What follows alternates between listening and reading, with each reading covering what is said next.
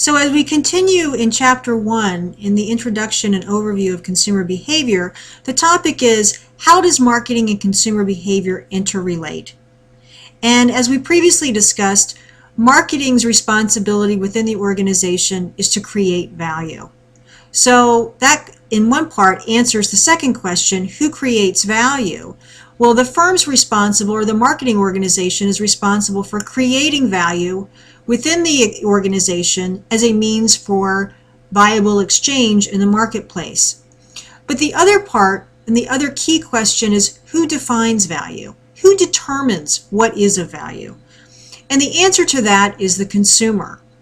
And the implication is that if firms do not fully understand how a consumer is valuing an offer, then how they can best position that offer in the marketplace will not reach its maximum likelihood of being successful.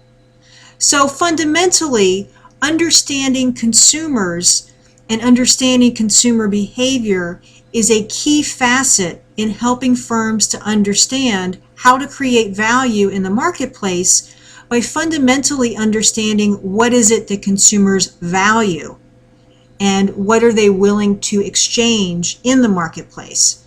So from that perspective, this course we're going to focus on understanding offers from the consumer perspective first, because once you understand things from the consumer's perspective and how they see the world through their eyes, then from there one is able to easily translate, or more easily translate that back into how do we best position our product, price it, promote it, and place it in the marketplace so that it extracts the greatest value and it is perceived with the greatest value from the consumers with whom we're trying to connect with.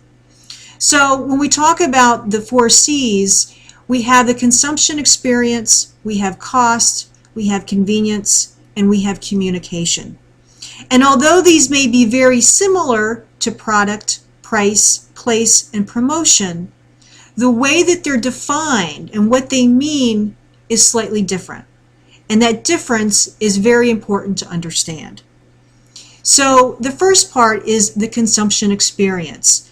The consumption experience is the series of events and interactions that a consumer has in the marketplace with an offer that include not only the acquisition, but its usage as well as its disposition.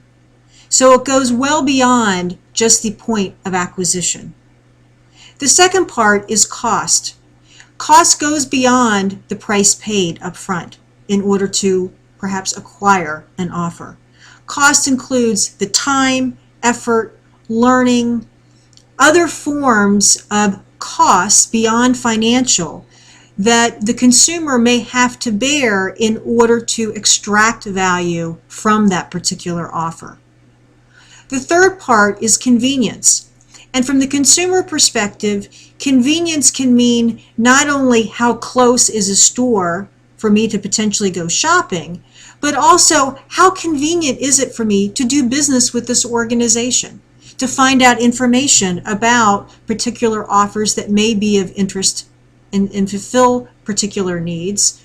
Convenience can include access, hours of availability, being able to shop or acquire or use or get information online via also not only having to physically go to a store, anything that makes it easy for the consumer in order to engage and exchange can define aspects of convenience. And finally, communication. Communication from the standpoint of how does the consumer want to be communicated with? What forms of communication do they welcome? As well as understanding what forms of communication do they not welcome. Sometimes when firms engage in aggressive direct mail campaigns, that can actually turn customers off because they feel that it's wasteful, it's not meeting their needs, and it's not welcome.